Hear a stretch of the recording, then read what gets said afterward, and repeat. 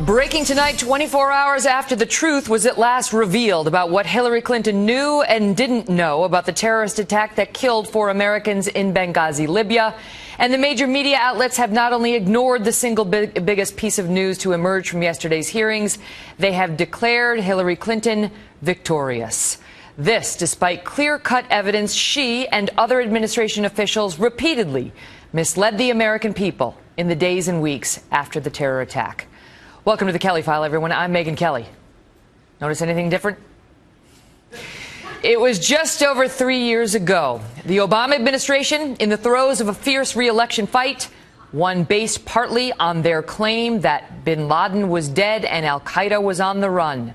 And on September 11th, 2012, 11 years to the day after the 9/11 attacks, terrorists stormed the U.S. consulate in Benghazi and attacked a CIA annex, killing 4 Americans, including our ambassador.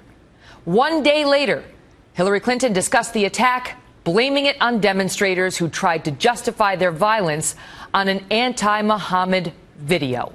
Watch. Some have sought to justify this vicious behavior along with the protest that took place at our embassy in Cairo yesterday as a response to inflammatory material posted on the internet.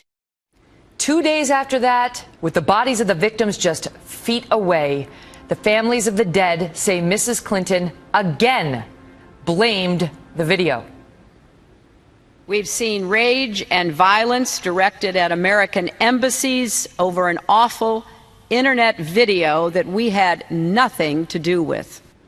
In fact, Charles Woods, the father of Benghazi victim Tyrone Woods, took notes immediately after his talk with Mrs. Clinton that day. And today he produced a copy to the media. They read, quote, "We are going to have the filmmaker arrested who was responsible for the death of your son." And indeed, this talking point about protesters incensed by a video in Benghazi leading to the deaths of 4 Americans was repeated again and again and again by administration officials. We don't have and did not have concrete evidence to suggest that this was not in reaction to the film. We have no information to suggest that it was a pre-planned attack. What happened this week in Cairo, in Benghazi, and many other parts of the region Tunisia, Khartoum, was a result, a direct result of a heinous and offensive video. The natural protests that arose because of the outrage over the video were used as an excuse by extremists. The families did not believe it. Those at the Benghazi consulate challenged it. And the media, mostly Fox News, dug deeper into the story. Eventually, it was revealed there were no protests in Benghazi that night, none. And the attack was a pre-planned terrorist attack, not an out-of-control demonstration over a video. But even then, the administration denied it, sticking to their talking points about a video that was to blame. We later learned it was the White House that had advised officials in the administration to say this, underscoring that the blame had to go to the video and not to U.S. policy. That's in writing in a memo that was revealed. And then yesterday, for the first time, a bombshell. Hillary Clinton, in her own words, admitting what so many have known all along, that this was not about a video or a protest or demonstration, that this was a terrorist attack 56 days before a presidential election. For the first time, the public saw an email detailing a conference call Hillary Clinton had on September 12th, 2012, with the Egyptian Prime Minister. Her words? "We know that the attack in Libya had nothing to do with the film. It was a planned attack, not a protest. And that based on the information we saw today, we believe the group that claimed responsibility for this was affiliated with al-Qaeda." She knew the film was not to blame, and yet she and others looked into the cameras and again told us a different story. And yet, to watch most of the media today, you would think we never saw that email yesterday. To the contrary, the messaging today was uniformly, "She won. It is over. Move on." We're thrilled it's Friday, but does Hillary Clinton want the week to end? The week that could mark one of, if not the best, of her presidential campaign. I tweeted out while this was in progress, the longer she sits there, the better it is for her. Hillary Clinton and congressional Republicans and Democrats sparred all day yesterday in Benghazi hearings that could only be seen, at least in terms of theatrics, as a TKO for Hillary Clinton. It wasn't even a close call. I said she was going to make monkeys out of them. It was predictable, and she did. Look at this from MSNBC. Clinton emerges unscathed after GOP failure. The Washington Post. Republicans land only glancing blows in day-long rehash. USA Today. No clear wins for GOP at Benghazi hearing. And the Huffington Post. Republicans fail to take down Hillary Clinton after 11-hour Benghazi hearing. Chris Stirewalt is our Fox News digital politics editor, and Howie Kurtz is the host of Fox News Mediabuzz. Good to see you both tonight.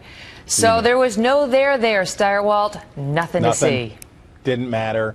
There was nothing that happened, and the Republicans lost. Hillary Clinton, somebody even said that, and I forget who it was on Twitter, that said she may have won the election yesterday, that in the course of one day, she may have won the presidency.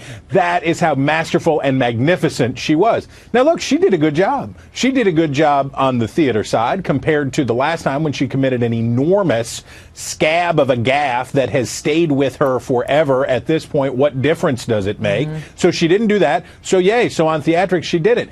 But Trey Gowdy and his team are then judged because they didn't win on theatrics. Well, they didn't have theatrics. Well, guess what? A bunch of political reporters and a bunch of Democrats sitting around watching this for theater say, well, she did well on the theater. They look bad. But nobody was listening to the substance. They were just watching the puff. That's the thing, Howie, is it's like, you know, that lead we just put together tonight and the lead we put together last night, it took some homework. You had to work. You had to pay attention. You had to go through the transcripts. You had to understand the case and how it evolved and how spin after spin was disproven. As Catherine Herridge, in particular, stayed on this case, and her reporting revealed so much of what I just said. And only then did the administration come out and have to admit it. Stephen Hayes over the Weekly Standard has also done a great job. But now this is the final revelation, that their theory all along, that the administration was lying about this video, was proven true. Because Hillary Clinton knew by her own words that the video had nothing to do with it. As a journalist who follows this stuff, I thought that was a really important revelation. But to the mainstream media consensus that the hearing was a flop, and some conservatives like Byron York calling it Benghazi bust, it leads back to the original case that the talking points the administration used after the attack were false. But a lot of people feel like that's a bit of a rehash, that we already knew that. And so the media had a high bar here. Either there had to be a brand new, stunning revelation that could be described in one sentence, because as you say, this stuff is complicated, or Hillary Clinton had to break down, act testy, act defensive, and she didn't do that, and therefore it was easy to say, well, you she won tell me, the day. Stirewalt, if this email had come out in 2012 prior to that presidential election, oh, Lord. Mitt Romney could be president right now. Well, maybe, but at the very least, Hillary Clinton wouldn't maybe be running for president right now. At the very least. It was a huge deal at the time. We were all arguing about whether this was true, what they were telling us about the video.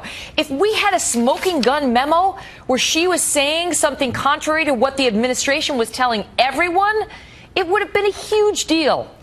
But for the press, which is now ready for the Hillary-ness, right? So after a long time of saying, boy, Hillary stinks. If you go back just 3 weeks, the whole narrative in the press and the whole narrative even among the Democratic Party is, I don't know if she can do this. She's pretty terrible. I don't know if this is going to happen. We're a little worried. What about Joe Biden and all of these things? And then they get started and they say, you know what? Gosh darn it. We love her. She's fantastic, and she's going to be great. And you say, right, you beat 3 sea turtles in a debate. Joe Biden, who couldn't have won. Oh, well, Lincoln. And now 2 of them have dropped out. Now they've quit. Link. And I gotta leave it on this. I gotta leave it on this. Pat Smith, the mother of one of the victims, was on the Kelly File last night.